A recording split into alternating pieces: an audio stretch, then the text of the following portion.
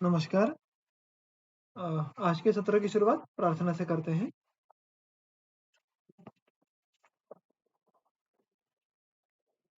ॐ सहना भवतु, सहनौ भुनक्तु, सह वीर्यं करवावहै, तेजस्विनावधीतमस्तु मा विद्विषावहै। ॐ शान्तिः शान्तिः शान्तिः।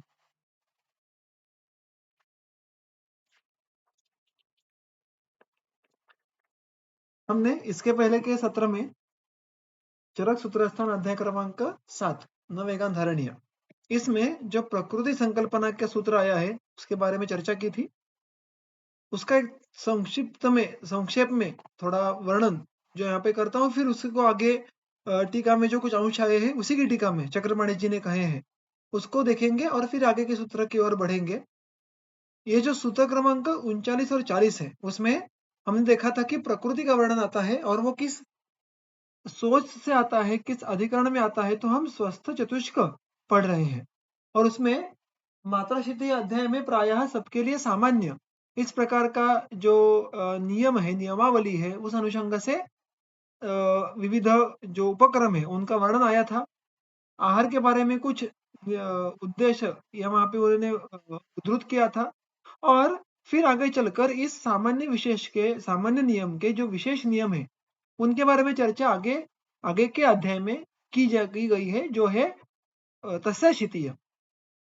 अगर हमने देखा कि वहां पे जो सामान्य नित्य करने लायक उपक्रमों में काल के अनुसार, ऋतु के अनुसार वैविध्य लाना आवश्यक हो जाता है, बदलाव लाना आवश्यक हो जाता है, उसका वर्णन उन्होंने ऋतुचर्या के अनुसार किया है।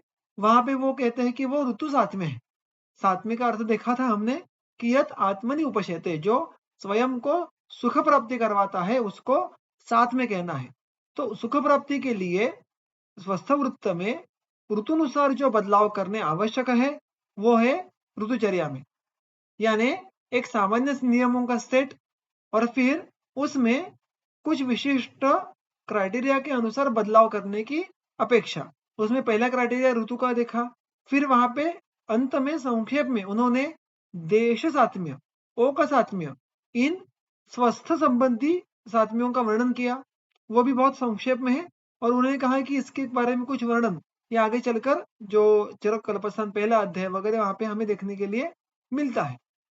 फिर चलकर जो कोई विशेष उपक्रम है जो इस अध्याय में हमने अधारणीय वेग, फिर धारणीय वेग इस अनुसार देखा था। और अब ये सूत्र जो आता है वो है प्रकृति के बारे में, यानी ऋतु, देश, ओक, इसके बाद व्यक्ति सापेक्षता, subjectivity as per the person. इस लेवल पे किस प्रकार स्वस्थ वृत्त में बदलाव लाना आवश्यक है, ये सोच यहाँ पे शुरू होती है। So it is one more विशेष रूल फॉर सामान्य स्वस्थ वृत्त, और ये सब्जेक्टिविटी के अनुसार है, व्यक्ति सापेक्षता के अनुसार है, और इसीलिए दो व्यक्तियों में भिन्नत्व लाने वाला जो सबसे महत्वपूर्ण क्राइटेरिया है वो है प्रकृति। अतः यहाँ पे प्रकृति का वर्णन इस अनुषंग से आता है। हमने ये भी बात देखी थी कि प्रकृति का वर्णन वैसे देखने के लिए जाए तो चरक विमान स्थान अध्याय क्रमांक 4, अध्याय क्रमांक 8, वहां पर भी भिन्न भिन्न प्रयोजन से किया हुआ है। जैसे कि विमान स्थान 8 में बल प्रमाण विशेष ज्ञानार्थम, ऐसे वहां पे उसका प्रयोजन है। वैसे यहाँ पर स्वस्थ वृत्त में बदलाव लाने के लिए हमें प्रकृति का जो ज्ञान आवश्यक है केवल उतना मात्र यहाँ पे किया गया है, और इसलिए वो इस सूत्र में क्या कहते हैं, तो समपित्तानिल कफाः केचित् गर्भादि मानवाः दृश्यन्ते वातलाः केचित् पित्तलाः श्लेष्मलाः तथा, यानी गर्भ के शुरुआत से शुक्र शोणित संयोग जो है उस क्षण से जो गर्भ में उत्पत्ति होती है, जो मनुष्य का जन्म उस समय होता है, वहां से चलकर कुछ व्यक्ति ये वातल होते हैं, कुछ पित्तल होते हैं, कुछ श्लेष्मल होते हैं और कुछ सम दोष यानी सम प्रकृति के होते हैं। तो हमने टीकाओं के द्वारा कुछ बातें देखी थी कि कैसे सम पित्त अनिल कफ, ये जो मूल ग्रंथ का शब्द है, पद है, उसमें सबसे पहले पित्त आना, इसका प्राधान्यतः कोई विशेष महत्व नहीं है। वहां पे छंदबद्ध करने के लिए इसका उल्लेख है, पित्त श्रेष्ठ फिर वातक अनिष्ठ, ऐसी कोई निर्देश करने की अपेक्षा नहीं होगी, ऐसा हमने देखा था। कुल मिलाकर इस सूत्र में 4 प्रकृतियों का उल्लेख आता है, किंतु प्रकृतियां 7 है, जो उर्वरित 3 है वो द्वंद्वज है, उनका भी समावेश हमें यहाँ पे अनुक्त या वाक्य शेष के अनुसार करके लेना है, ये हमने देखा था। उसके बाद जो इसके आगे का सूत्र है, तेषाम अनातुराः पूर्वे वातलाद्याः सदातुराः, उसमें से जो समपित्तानिलकफाः यानी समदोष प्रकृति के व्यक्ति है वो सही में अनातुर होते हैं, यानी उनमें कोई भी अस्वास्थ्यवाचक, अनारोग्यवाचक छोटा भी लक्षण उत्पन्न नहीं होगा। किंतु वातल इत्यादि जो उर्वरित 6 प्रकार है वो सदातुर होते हैं। आतुर का अर्थ हमने क्या देखा था? तो चक्रपाणि ने कहा था स्वस्थ व्यवहार भाजः अपि स्फुटित अंगत्व विषमाग्नित्व आदि युक्ता यस्माद् इत्यर्थः। तो उसमें कोई बड़ा व्याधि होना चाहिए ऐसी अपेक्षा नहीं है। पैरों में दरारें हो, कोई फुंसी आ जाए या अग्नि विषम हो, ये भी बातें जो है वो सदा तुरत्व के लिए उसको उन्होंने यहाँ पे उद्धृत किया है। और उसको हम क्लासिकल अस्वास्थ्य या व्याधि तो नहीं कहते। हमने ये भी बात देखी थी कि इस प्रकार ये जो वातल इत्यादि 6 सदातुर कहे गए हैं, उनको भी अगर कैटेगराइज करना है तो वो स्वस्थ के अंडर ही आते हैं और ना कि व्याधित के अंडर। अतः इनको व्याधित के नियम लागू करने से अच्छा स्वस्थ वृत्त के नियम लागू करना आवश्यक हो जाता है, अर्थात उनमें हमें बदलाव लाने पड़ते हैं। वो बदलाव कौन से हैं? उसका संक्षेप में वर्णन आगे के सूत्र में आता है और विस्तार से वर्णन चरक विमान स्थान अध्याय क्रमांक 4 रोगानीक विमान उसमें आता है। यानी प्रकृति वशात स्वस्थ वृत्त में हम बदलाव कैसे करें, वो बात हमें यहाँ पे वो कहना चाहते हैं। इस अनुषंग से टीका में जो एक और कुछ वर्णन आए हैं चक्रपाणि के, जो संकल्पना के दृष्टया महत्वपूर्ण है, उसको यहाँ पे देखेंगे और फिर आगे बढ़ेंगे। चक्रपाणि जी कहते हैं कि देखो, एक तो अगर यहाँ पे जन्म के साथ यानी उत्पत्ति के साथ अगर वहां पे दोष ये एक या अनेक वृद्धावस्था में है, वैषम्यावस्था में है, तो दोष की प्रवृत्ति दूषणात्मक है। जो दोष बढ़े हुए होते हैं स्व प्रमाण से, वो अन्य भाव पदार्थों को दुष्ट करने का पूरा प्रयास करते हैं, अतः इसलिए तो वो दोष कहलाते हैं। तो अगर जो दोष प्रकृति बनाते हैं, वातल प्रकृति में वात का प्राधान्य, पित्तल में पित्त का प्राधान्य, ये हमें गर्भ के आरंभावस्था में देखने के लिए मिलेगा। तो अगर वैसा होगा तो वो वहां पे दुष्टि कैसे नहीं करते? दुष्टि करके शरीर में कोई बाधा, कोई व्याधि उत्पन्न क्यों नहीं करते? वो केवल प्रकृति का ही उत्पत्ति क्यों करते हैं? या वो आगे चलकर कोई व्याधि क्यों नहीं उत्पन्न करते? यानी जिस वात दोष के प्राबल्य के कारण किसी गर्भ की वातल ये देह प्रकृति हुई हो और वो जन्म के बाद वही वात जिसने वातल देह प्रकृति के पीछे उस भूमिका अदा की हो, वही कोई अन्य वात व्याधि क्यों नहीं करता? ये करता भी या नहीं करता है? उसका जो विवरण है वो चक्रपाणि जी उनकी टीका में देते हैं। वो क्या कहते हैं देखो, न च वाच्यम, ऐसा मत कहिएगा। क्या? प्रकृति भूतानां वातादिनां दूषणात्मकानां कथम न शरीर बाधकत्वम।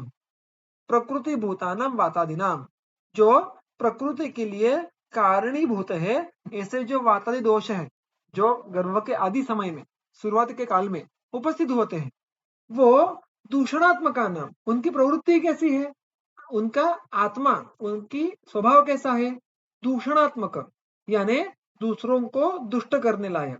तो ऐसे जो दोष प्रकृति को बनाते हैं वो अगर वृद्ध होंगे तो वो अन्य भाव पदार्थों को भी दुष्ट करेंगे। उससे क्या होगा? उससे संभव है शरीर बाधकत्व, शरीर में व्याधि उत्पन्न होनी चाहिए, किंतु ऐसा नहीं होता है, ऐसा मत कहिएगा। ऐसा चक्रपाणि जी कहते हैं। क्यों? वो इसलिए यहाँ पे सुश्रुताचार्य का जो एक संदर्भ है उसको कोट करते हैं, देखिएगा। सहजातत्वेन तथाविध विनाश विकार अकर्तृत्वात्। सहजातत्व ये यहाँ पे उसका कारण है।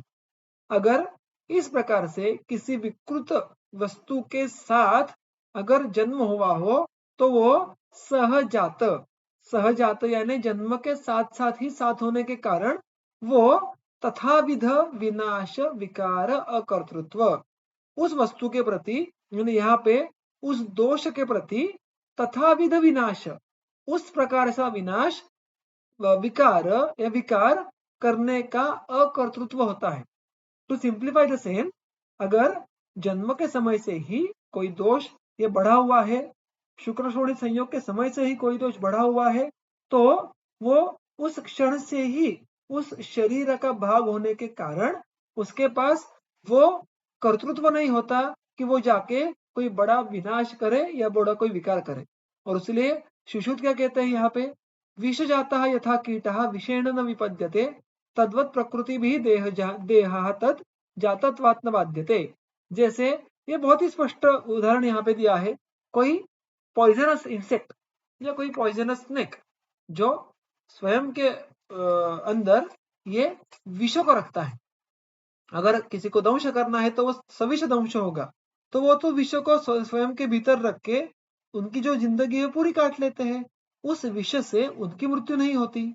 इसके पीछे कारण क्या दिया है, तो तद्वत प्रकृति भी देहा तद जातत्वात्, तद जातत्वात् वो उनके साथ ही उनके द्वारा ही जन्म होने के कारण वो उनकी बाधा नहीं करते। अतः शुक्र और शोणित के आश्रय से जो भी दोष रहते हैं उनके द्वारा जो प्रकृति बनती है वो दोष आगे चलकर कोई भी व्याधि उत्पन्न नहीं करते या शरीरों को किसी और प्रकार की पीड़ा नहीं करते। ये यहाँ पे उन्होंने हमें उद्धृत करके कहा है। अब आगे चलकर जो एक और जो वर्णन आता है, जो सूत्र में उन्होंने कहा है कि अश्ववैद्यक, अश्ववैद्यक यानी अश्वों का आयुर्वेद, घोड़ों के प्रति जो आयुर्वेद है उसके संदर्भ ग्रंथ में से भी उन्होंने उल्लेख किया है कि देखो, सर्वान् प्राणभूता हन्ति नूनम कायगतम विषम अस्मिश्चापि समुत्पन्ना दृश्यन्ते कृमयो यथा। जो विष सारे प्राणी मात्रों का नाश करने की क्षमता रखता है उसके अंदर भी कृमि उत्पन्न हुए देखने के लिए मिलते हैं। यानी विष जो प्रायः सारे प्राणियों के लिए मारक है उसमें भी जीवोत्पत्ति होते हुए हमें देखने के लिए मिलती है। तथा च विषमः दोषः प्रकृतिम नाति बाधते। और इसलिए जो विषम दोष होंगे वो प्रकृति को अधिक प्रमाण पे बाधा नहीं करते। और इसलिए ये संकल्पना यहाँ पे उन्होंने सुस्पष्ट कर दी है। एक और बात जो आगे चलकर कहते हैं कि वो ये जो वातादि दोष जो प्रकृति को बनाते हैं, जो शुक्र शोणित संसर्ग के समय से वो प्रकृति के लिए हेतुभूत होते हैं, वो आगे चलकर जिंदगी में कभी भी कोई अन्य व्याधि उत्पत्ति करने की क्षमता नहीं रखते। उनका किसी भी व्याधि के संप्राप्ति में कर्तृत्व नहीं होता है। ये बात यहाँ पे सुस्पष्ट हो जाती है। अतः ये बहुत छोटी छोटी बातों का वर्णन यहाँ पे जो महत्वपूर्ण है यहाँ पे चक्रपाणी जी ने टीका में किया हुआ है। इसके व्यतिरिक्त भी अगर आप गंगाधर जी की टीका पढ़े तो वो भी इससे कई अधिक विस्तृत है, किंतु हमारा जो मूल अधिकरण है, मूल विषय है, उससे ज्यादा डाइवर्ट ना होना इसलिए उसके ज्यादा गांभीर्य में नहीं जाएंगे। एक प्रकृति संकल्पना समझने के लिए जितना वर्णन मुझे आवश्यक लगा उस अंश का चयन मैंने चक्रपाणी और गंगाधर जी से टीका में से किया है। अब इस पार्श्वभूमि पे स्वस्थ वृत्त में क्या बदलाव करने हैं ये देखना आवश्यक है। वो हमें सूत्र क्रमांक 41 में देखने के लिए मिलता है। सूत्र क्या है देखिएगा, विपरीत गुण तेषां स्वस्थ वृत्ते विधीयितः समसर्वरसम सात्म्यम समधातो प्रशस्यते। तो एक बार तो हमें प्रकृति समझ में आ गई कि भाई इस बंदे की यह प्रकृति है, इस बंदे को इस देह प्रकृति के द्वारा जानना चाहिए। तो अब हम उसका उपयोग उस व्यक्ति के स्वस्थ वृत्त का नियोजन करने के लिए किस प्रकार करें। तो वो कहते हैं तेषां विपरीत गुणाः स्वस्थ वृत्तेः विधिहितः। तेषां तेषां केषां, तो ये सारे जो सम प्रकृति के बंदे हैं, वातल पित्तल श्लेष्मल, इनमें से जो वातल पित्तल श्लेष्मल और संसर्गज ऐसे 6 भेद हैं, उनमें वो कहते हैं तेषां विपरीत गुणः, उन दोषों का जो प्राधान्य रहेगा उसमें से भी जो दोष सर्वाधिक प्रधान रहेगा उस दोष के गुणों के विपरीत गुणों वाला जो स्वस्थ वृत्त की विधि है उसको पालन करना ये उस व्यक्ति के हित में। यानी इसका इसका ही विस्तार आपको चरक विमर्शन अध्याय क्रमांक 4 में देखने के लिए मिलेगा। वो आप में क्या बात करते हैं कि जो भी इस प्रकार वातल है उस वातल व्यक्ति ने सतत अन्य व्यक्तियों से अधिक प्रमाण में अभ्यंग करना, स्वेदन करना, स्नेहन के भिन्न भिन्न उपाय करने, शिर स्नेहन करना, ऐसी बातें करना आवश्यक हो जाता है जितना अन्य प्रकृति के व्यक्तियों को आवश्यक नहीं होगा। यानी वातल व्यक्ति के लिए वात के विपरीत गुणों वाले उपक्रम स्वस्थ वृत्त में जो निर्दिष्ट है उनको अधिक मात्रा में करना ये उसके लिए हित का है, क्योंकि उससे वात का बल ये मेंटेन रहता है। उसको स्वबल से अधिक जो उसकी अगर बाधा करने की प्रवृत्ति हो जाए, बाधा इन द व्हाट सेंस, देखिएगा वो स्वयं व्याधि उत्पन्न नहीं करेंगे, किंतु वातल व्यक्ति का शरीर ये वात व्याधि होने के लिए ज्यादा वल्नरेबल होने वाला है। पित्तल व्यक्ति का शरीर ये पित्तज व्याधि होने के लिए अधिक वल्नरेबल होने वाला है। Same logic is applied for श्लेष्मल एंड अदर प्रकृति एज वेल एक्सेप्ट समदोष प्रकृति। अतः अगर हम इस वातल व्यक्ति के जो वात को दर्शाने वाले प्रकृति के लक्षण हैं उनको मेंटेन रखे स्नेहन स्वेदन आदि वात विपरीत उपक्रमों के द्वारा, तो उसमें आगे चलकर वात व्याधि होने की संभावना कम हो जाएगी। अगर हुआ भी तो वो तुलनात्मक रीत्या जल्दी ठीक हो जाएगा, क्योंकि उसको प्रकृति का सपोर्ट नहीं है। देखिए प्रकृति कौन सी है उसके आधार पर भी उस व्याधि का साध्यत्व तय होता है। इसका बहुत ही सुंदर उदाहरण किसमें है, तो उसका उदाहरण हमें विषम ज्वर में देखने के लिए मिलता है। प्रकृति, दुष्य, ऋतु इनके तुल्य अतुल्य गुणों दोषों के द्वारा कंपैरिजन में कैसे है, उस पे उसका विषम ज्वर का बल निर्भर होता है। यानी प्रकृति, ऋतु और दुष्य इनका हम जब दोषों के साथ कंपैरिजन करें तो अगर ये चारों बंदे एक जैसे गुणों के हो तो बलवान विषम ज्वर होगा, किंतु अगर इसमें से अधिकाधिक फैक्टर्स ये दोष के विपरीत हो तो वहां पे विषम ज्वर का दोष बल कम होगा। यानी यहाँ पे हम क्या देख रहे हैं, तो प्रकृति का जो एक महत्वपूर्ण जो एक रोल होता है हमारे व्यवहार में, वो जिस दोष का प्राधान्य है प्रकृति में उस दोष के व्याधि सहजता से होना और उनकी साध्यता कुछ न होना ये संभव होता है। और ये टालने के लिए हमें उस दोष के विपरीत स्वस्थ वृत्त का पालन अधिक करना ये उस विशिष्ट प्रकृति के लिए आवश्यक है, उसके हित में है।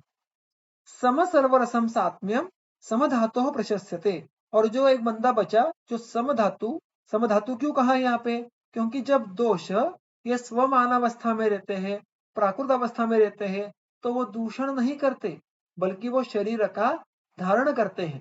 तब वहां पे उनको उनके कार्य के अनुसार धारणा धातवः ऐसी संज्ञा से हम पुकार सकते हैं। अतः साम्यावस्था में दोषों को हम धातु ही कहेंगे। ये यहाँ पे चरक संहिता हमें एक बार फिर याद दिलाती है कि जो जिस व्यक्ति में समदोष यानी समधातु इस प्रकार की प्रकृति है उनमें क्या करना है, उनमें सम सर्वरसम सात्म्यम प्रशस्यते। उनके लिए सात्म्य क्या है, उपकारक क्या है, सम सर्वरसम। अब सम का अर्थ इसके बारे में भी टीका हमने देखी थी कि समपित्तानिल कफाः, यहाँ पे सम का अर्थ equal to exactly in the equal quantity ऐसा नहीं था, ये हमने बात पिछले के सत्र में देखी थी। वैसे यहाँ पर भी चक्रपाणी जी इस बात को सुस्पष्ट करते हैं, समः सर्वे रसाः यत्र तथा समत्वं च इह अनुरूपत्वम अभिप्रेतम। यानी सम ये जो यहाँ पे विशेषण का उपयोग किया गया है ये अनुरूपत्व एक दूसरे के और स्वयं के गुणों के अनुरूप वहां पे अपेक्षित है। सो सम का अर्थ है यहाँ पे एप्रोप्रिएट, इस प्रकार से लेना ज्यादा संयुक्तिक होगा देन सेम। न तो तुल्यमानत्व एग्जैक्टली सेम डिट्टो ऐसी क्वांटिटी ऐसा अर्थ सम का यहाँ पे नहीं लेना है।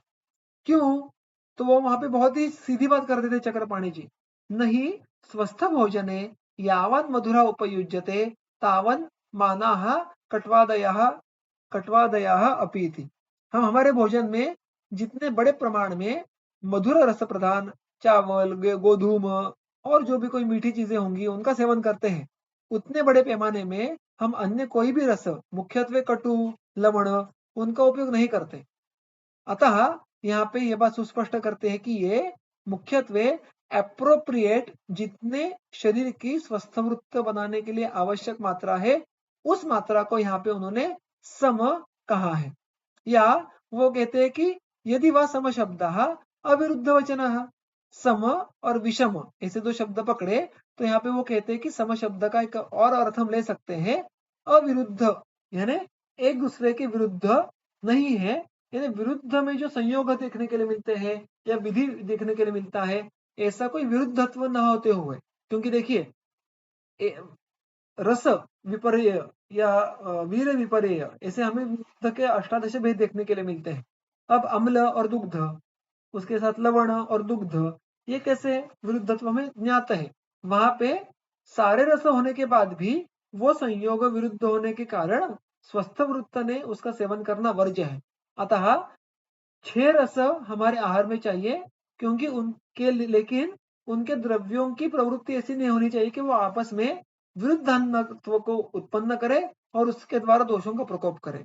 तो ये दोनों अर्थ हम सम इस पद से ले सकते हैं, ऐसा चक्रपाणी जी का मानना है। ठीक है, तो ये हो गया प्रकृति सापेक्ष स्वस्थ वृत्त में जो बदलाव करना अपेक्षित होगा उसके बारे में उद्देश्य या संक्षिप्त में वर्णन। इसका अगर विस्तार देखना है तो मैंने दोहराया है, वैसे चरक विमान स्थान अध्याय क्रमांक 4 में जाके वहां पे इसका आपको अधिक विवरण, यानी वातल में स्वस्थ वृत्त के कौन से उपक्रम अधिक करने हैं, पित्तल में कौन से करने हैं, श्लेष्मल में कौन से करने हैं, ये सारी बातें आपको वहां पे देखने के लिए मिलेगी। अब इसके आगे का सूत्र देखिएगा, द्वे अधः सप्त शिरसि खानि स्वेद मुखानि च मलायानानि बाध्यन्ते दुष्टैः मात्राधिकैः मलैः। अब यहाँ पे फिर एक बार विषय ये बदल जाता है। विषय का सूत्र का जो अधिकरण है वो क्या है, वो पहली ही पंक्ति में चक्रपाणी जी और गंगाधर जी भी सुस्पष्ट कर लेते हैं। वो पहले पढ़ेंगे, स्वास्थ्योत्पत्ति कारणम अभिधाय स्वास्थ्य प्रतिबंधक दोष संचय निर्हरणम अभिधातुम दोष संचयस्य लक्षणानि एव तावद वक्तुमाह। यानी क्या, तो हमने अभी तक बाहुल्य से स्वास्थ्योत्पत्ति कारणम, स्वास्थ्य को उत्पन्न करने वाले जो भिन्न भिन्न कारण है, फिर दिनचर्या के उपक्रम होंगे, ऋतुचर्या के नियम होंगे, ये स्वास्थ्य को उत्पन्न करने वाले कारण है, उनको कहकर अभी जो दूसरी बात शेष बचती है, अगर आपको स्मरण रहेगा तो इसके बारे में चक्रपाणी जी ने 5वें अध्याय के शुरुआती हिस्से में चर्चा की है। तच्च नित्यं प्रयुञ्जीत स्वास्थ्यं येन अनुवर्तते अनुत्पन्नानां विकाराणां अजातानां विकाराणां अनुत्पत्तिकरं चेत्। यहाँ पे चक्रपाणी जी कहते हैं कि दोन प्रकार के हमें स्वस्थ वृत्त में उपक्रम देखने के लिए मिलते हैं। एक तो जो व्याधि उत्पन्न नहीं हुए हैं उनको उत्पन्न ना होने देना, और जो स्वास्थ्य है उसको बनाए रखना और उसका उत्कर्ष करवाना। तो यहाँ पर ये जो अभी जो पहला मुद्दा था कि व्याधि आई ना, अनागता बाधा ऐसे उसको परिभाषा है, जो बाधा अभी तक आई नहीं है उसको आने ही ना देना, यानी स्वास्थ्य प्रतिबंधक दोष संचय निर्हरणम, निर्हरण, निर्हरण यानी बाहर निकाल देना, शोधन करना। किसका, दोष संचय का। वो दोष संचय कैसा है, वो स्वास्थ्य के लिए प्रतिबंधक है। अगर उस दोष संचय को बाहर नहीं निकाला तो वो आगे आगे के क्रियाकाल में जाके व्याधुत्पत्ति करेंगे। सो हेंस इट इज स्वास्थ्य प्रतिबंधक जो उपाय है, जो वस्तु है, उनका नाश करने का विधान है। और इसीलिए यहाँ पे उस विषय की शुरुआत होती है। वहां पे वो क्या बात करते हैं, वो कहते हैं कि कुल मिलाकर जो कौन कौन से भिन्न भिन्न हमारे शरीर में मलायन कौन से है, मार्ग कौन से है, तो देखिएगा, द्वे अधहा, दो अधः शरीर में, दो कौन से, तो गुद और लिंग। अब इसके अर्थ सबको ज्ञात है। सप्त शिरसी, सप्त 7, शिरस प्रदेश में 7 होते हैं, क्या, छिद्राणी, कौन कौन से, तो द्वे श्रोत्रे, द्वौ नासापुटौ, द्वे अक्षिणी मुखम च। तो बहुत ही सुस्पष्ट है। हम सब ने अष्टांग हृदय के 11वें अध्याय में ये सारे सूत्र का हमने उसका पाठांतर किया होगा, तो हम इस सूत्र से कुछ हद तक तो बिल्कुल उसका ज्ञान हमें होगा। तो ये 7 छिद्र कौन से, 2 छिद्र कौन से, उस पर विस्तार करने की आवश्यकता मुझे नहीं लग रही। और इन बड़े छिद्रों के साथ साथ स्वेद मुखानी च खानी, स्वेद मुखानी मुख उपानी, सो अधोद्वय सप्त शिरसी खानी स्वेद वहानी च, ऐसा ही सूत्र हमें वाग्भट में भी देखने के लिए मिलता है। ये सारे कौन है? एतानी सर्वाणी मलस्य आयनानी आयनानी, ये सारे मल के मार्ग है, ये मल के सारे रास्ते हैं। कौन कौन से मल? अब देखिएगा, आप जो भी शरीर में भिन्न भिन्न मल है प्रायः उनका संपर्क बहिर्प्रवृत्ति के लिए इसमें से एक या अनेक मार्गों के द्वारा आना है। राइट फ्रॉम मूत्र पुरुष से लेकर जो ख मल है, जो स्वेद है, उनकी उपस्थिति इन मलायनों में से एक या अनेक में होती है। अतः इस पहले सूत्र का अर्थ देखेंगे अभी कि ये जो अधाद्वे शिरसि सप्त स्वेद मुखानी च खानी, ये सारे कैसे हैं? मलायनानी, और ये बाध्यन्ते, इनकी बाधा की जाती है, इनमें विकृति उत्पन्न की जाती है, इनके प्राकृत कार्य में हानि पहुंचाई जाती है। किसके द्वारा? दुष्टैहि मात्राधिकैहि मलैहि। तो इसका शब्दशः जो अर्थ है कि वो दुष्ट इस प्रकार के मात्रा में बढ़े हुए मल। अब देखिएगा, कोई द्रव्य शरीर का अगर किसी अन्य द्रव्य की बाधा कर रहा है, यहाँ पे उसका विशिष्ट अर्थ दुष्टि कर रहा है, तो वो क्षमता केवल और केवल दोष के पास है। अतः यहाँ पे जो मल शब्द का पहला मलायन में जो उल्लेख है, वो हम जिसको मल कहते हैं वो त्रिमल होंगे या ख मल होंगे वैसा है, किंतु उसी पंक्ति में जो अंतिम मल शब्द है वो दोष के लिए उपयोग में लाया गया है, ये बात ध्यान में रखना आवश्यक है। और इसी अर्थ से आपको अष्टांग हृदय में भी सूत्र मिलेगा, उसकी रचना थोड़ी भिन्न है। वो यहाँ पे क्या कहते हैं देखिएगा, दुष्ट ही मात्राधिक ही मल ही, जो मल यानी जो दोष दुष्ट है और मात्रा में बढ़े हैं, वो इस प्रकार के मलायनों की बाधा करते हैं, यानी उनको दुष्ट करते हैं। इसलिए दुष्ट करने का जो क्षमता है वो केवल दोष के पास होने के कारण दूसरे मल शब्दों का अर्थ दोष ऐसा लेना अपेक्षित है। अब यहाँ पे उन्होंने क्या कहा है कि दुष्ट ही मात्राधिक ही, तो नीचे जो अगर आप टीका पढ़ो चक्रपाणी जी गंगाधर जी की, वो तो क्या बात करते हैं, वो कहते हैं कि देखिएगा, एक उसका एक संभाव्य अर्थ ऐसा ले सकते हैं कि दुष्ट, इस शब्द के हम दोनों अर्थ ले सकते हैं।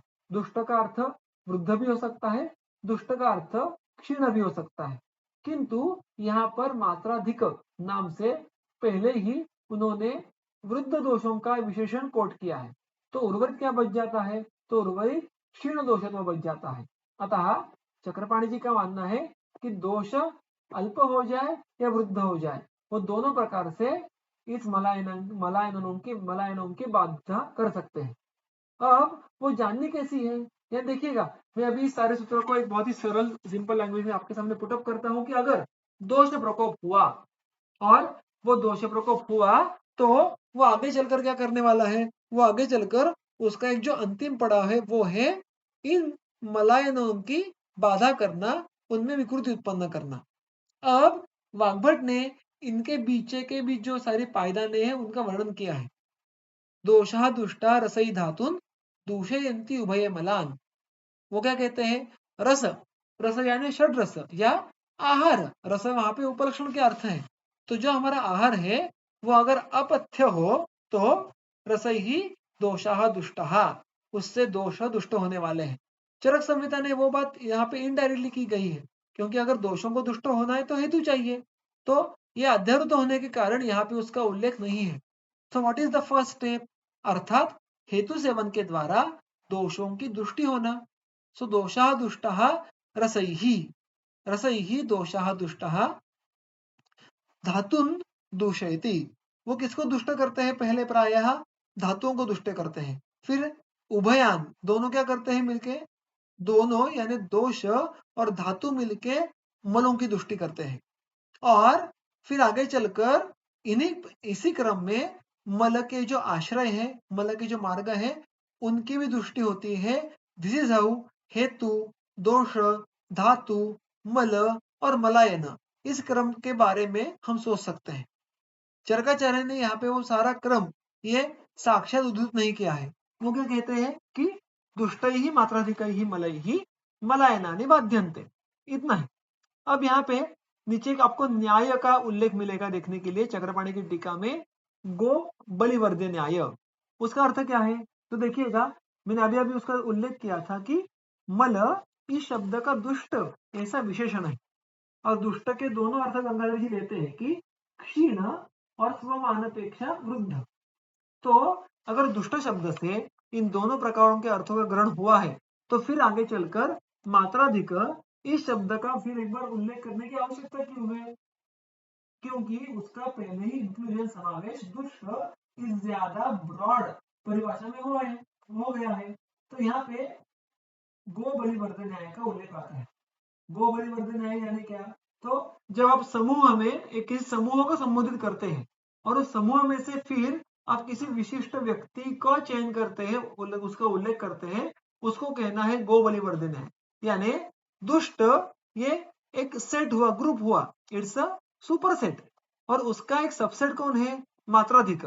तो जब हम दुष्ट कहेंगे तो उसमें मात्राधिक ये इंक्लूड होने वाला है। फिर भी उसका विशेष वर्णन क्यों किया है, विशेष उल्लेख क्यों किया है? क्योंकि अन्य जो स्रोत होंगे, धातु होंगे, मल होंगे, उनको दुष्ट करने की क्षमता वृद्ध दोषों के पास ही होती है। क्षीण दोष ये स्वयं दुर्बल होने के कारण अन्य शरीर भावों को दुष्ट करने की क्षमता नहीं रखते, ऐसे स्पष्ट टीकाकारों में वर्णन देखने के लिए मिलते हैं, और इसको तर्क के अनुसार भी सिद्ध कर सकते हैं, प्रत्यक्ष के अनुसार भी सिद्ध कर सकते हैं। अतः यहाँ पर उन्होंने मात्राधिक का विशेष वर्णन किया है, क्योंकि प्रमाण में वृद्ध हुए दोष ही अन्य सारे भाव पदार्थों को दुष्ट करने की क्षमता रखते हैं। किंतु हमें दोष क्षय दोष वृद्धि, वैसे ही मल क्षय मल वृद्धि भी देखने के लिए मिलती है। तो इन सारे मलायों में उन दोषों की जो उपस्थिति है वो किस प्रकार से जाननी है, उसके लिए आगे का सूत्र है। मल वृद्धि गुरुतया लाघवात मल संक्षय मलायनानां बुद्धेत संगोत्सर्गात अतीवच। तो देखिए वो क्या कहते हैं, मल वृद्धि गुरुतया और मल संक्षय लाघवात बुद्धेत, किनके? मलायनानाम, यानी मलायन जहाँ पे मलों की उपस्थिति है, उनका मार्गक्रमण होता है, वो सारे स्थान, फिर वो ऊपर जो हम देखे, फिर गुद है, नासापुट है, अक्षी है इत्यादि, उनमें अगर मल वृद्धि हो जाए तो गुरुतया बुद्धेत, वहां पे हमें गौरव प्रतीति होती है। अगर वहां का मल क्षीण हो जाए तो वहां पे लाघव प्रतीति होती है। तो इस प्रकार मलन के स्थानों का गुरु गौरव और लाघव, इनके अनुसार आप मलों की वृद्धि और मलों का क्षय इनको ध्यान में रख सकते हैं। और उसके साथ साथ एक और कैरेक्टरिस्टिक वो आगे के सूत्र के अंश में लिखते हैं, संगोत्सर्गात अतीवच, अतीव संगात अतीव उत्सर्गात उत्सर्गाच। So there is one more criteria for each. जैसे मलायन में वृद्धि, मलायनों में गौरव और मलायनों में लाघव, इससे हम क्रमशः मल वृद्धि और मल संक्षय देख सकते हैं। यानी समझो मूत्र वृद्धि हुई तो बस्ती के असमंत में गौरव प्रतीत होना ये सरल बात है, और मूत्र एक क्षीण हुआ या साम्यावस्था में आया तो उसी बस्ती प्रदेश में हमें यह रुग्णों को लाघव प्रतीति होती है। उसी के साथ साथ एक जो और क्राइटेरिया है वो है अतीव संगात अतीव उत्सर्गाच। क्या? बुद्धेत, बुद्धेत यानी जानो, जानिए। तो यहाँ पे मल वृद्धि क्षय जानने का एक और क्राइटेरिया क्या है? अतीव संगात, बहुत अधिक प्रमाण में अटक जाने के कारण, शरीर के भीतर ही रुक जाने के कारण, या अतीव उत्सर्गात, आवश्यकता से अधिक प्रमाण में शरीर से बाहर ढकेलने के कारण। यानी the second criteria is that अगर किसी मल का शरीर में बहुत संग हुआ है तो वो भी मल की वृद्धि हो गई, यानी 4 दिन हुआ मल प्रवर्तन नहीं है, तो क्या होता है, हमारे शरीर में पूरी शक्ति वृद्धि हो जाएगी। और अतीव उत्सर्गात, अगर बहुत बड़े पैमाने पे मल बाहर निकल जाए तो मल क्षय होगा, पक्वाशय में रिक्तत्व आ जाएगा, वो क्या होगा, वो मल क्षय का लक्षण होगा। अतः यहाँ पर उन्होंने मल वृद्धि और मल क्षय जानने के दो भिन्न भिन्न क्राइटेरिया दिए हैं। तो इन सारों को आगे चलकर किस प्रकार से जानना है और उनका आगे चलकर चिकित्सा में उसकी सोच कैसे रखती है, ये बातें आगे चलकर आती हैं। अब इसके बाद का जो सूत्र है उसको संक्षेप में देख लेते हैं कि तान दोषलिंग ही आदिश्य व्याधि साध्यन उपाचरेत व्याधि हेतु प्रतिद्वंद्व ही मात्रा कालो विचारयन तान व्याधीन वो व्याधि कौन से व्याधि वो व्याधि जो मल वृद्धि क्षयात्मकान मल वृद्धि जन्य मल क्षय जन्य ऐसे जो भी व्याधि होंगे उनको समझ के कैसा लेना है दोषलिंग ही आदिश्य दोषलिंगों के द्वारा तो अल्टीमेटली देखिएगा इन मलों को अंतिमतः कौन आरंभतः कौन दुष्ट कर रहा है वात या पित्त या कफ एक या अनेक तो जब मल वृद्धि होगी या मल का संग होगा या वहां पे अतीव उत्सर्ग होगा तो वहां पे हमें रिफ्लेक्शन किसका देखने के लिए मिलेगा तो मल के साथ साथ उस मल का स्वरूप उस पर निर्भर करेगा जिस दोष का प्राधान्य है अतः ऊपर के जो लक्षण है मलायनों का गुरुत्व मलायनों का लघुत्व